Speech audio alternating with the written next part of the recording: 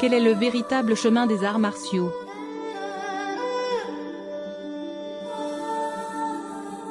Le but du chemin des arts martiaux n'est pas simplement de se battre. En chinois on dit wushu. Shu veut dire méthode.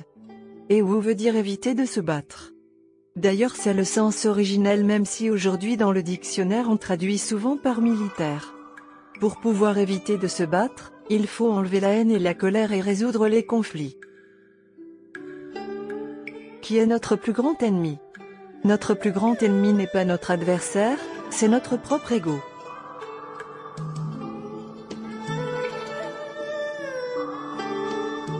Mais qui peut résoudre nos problèmes? C'est aussi notre ego. Comment peut-on résoudre les conflits? Il faut mieux trouver le chemin juste. Parce que tout ce qu'on fait aujourd'hui aura des conséquences plus tard.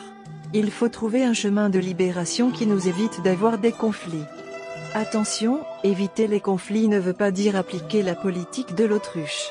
Cela veut dire rester tranquille face aux conflits et trouver le chemin juste. Si jamais quelqu'un qui vous diffame, il faut pratiquer la tolérance sans avoir de la colère et il faut surtout garder la tranquillité afin de trouver la cause et pouvoir résoudre ce problème. Il ne faut pas se précipiter, s'énerver et réagir immédiatement.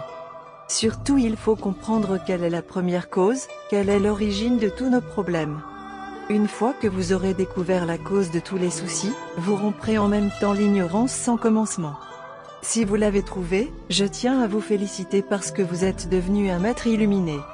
Vous êtes libéré et plus personne ne pourra vous créer des soucis.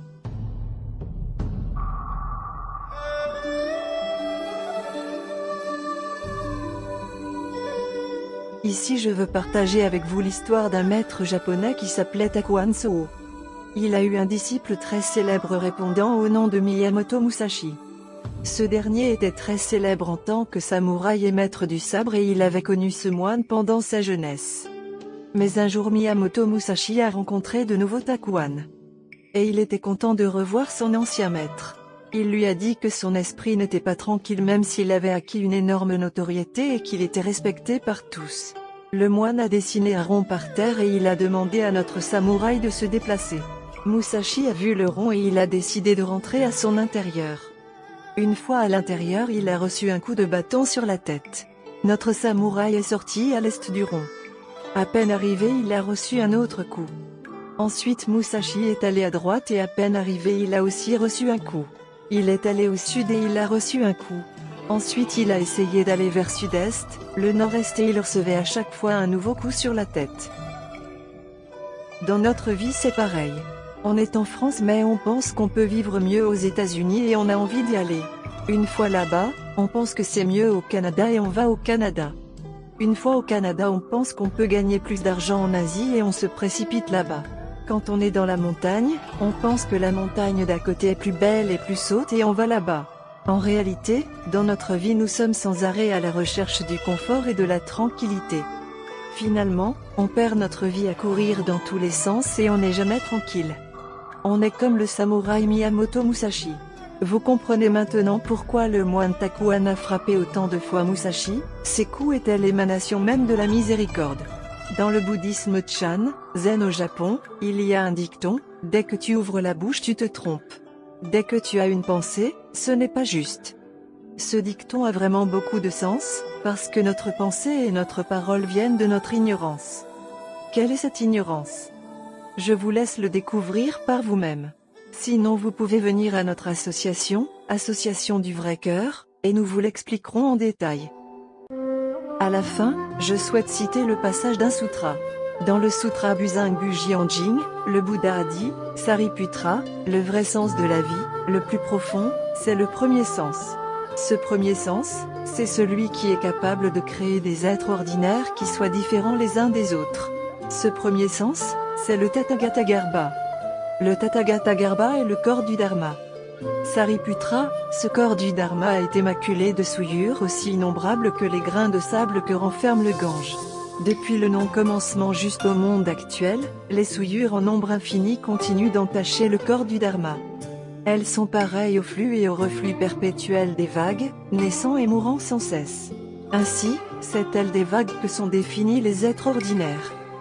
Sariputra, ceux qui savent que le corps du Dharma est étranger à toutes les souffrances qui apparaissent dans ce monde entre la naissance et la mort, ceux qui vont se concentrer sur ce corps du Dharma pour éliminer tous les désirs, ceux qui vont pratiquer les 10 paramitas et les 84 000 méthodes et qui vont parcourir le chemin de la sagesse, on les appelle des bodhisattvas. Sariputra, celui qui s'appuie sur le corps du Dharma peut se séparer et se détacher de toutes les souffrances du monde. Il peut s'élever au-delà de toutes les souffrances et n'est maculé par aucune souillure. Utilise ce corps du Dharma pour atteindre à un état de pureté et de propreté, utilise ce corps pour passer de l'autre côté, pour accéder à une terre sensible où tous les êtres aimeraient vivre. Quelles que soient les circonstances, les êtres qui s'y trouvent y sont parfaitement bien. Nul ne peut atteindre un niveau plus élevé que celui-là. Celui qui y vit a dépassé tout ce qui faisait obstacle, tout ce qui le gênait. Il est équanime, quel que soit le dharma présent. On dit que c'est un Bouddha Sammasambuddho, la vraie illumination. Sariputra, si les fonctions des êtres ordinaires n'existaient pas, il n'y aurait pas de corps du dharma. S'il n'y avait pas de corps du dharma, il n'y aurait pas de fonction ni de niveau d'existence propre aux êtres ordinaires. Ces différentes fonctions des êtres ordinaires, ces différents niveaux d'existence des êtres ordinaires sont les corps du Dharma et les corps du Dharma sont ces différents niveaux d'existence des êtres ordinaires. Amitofo.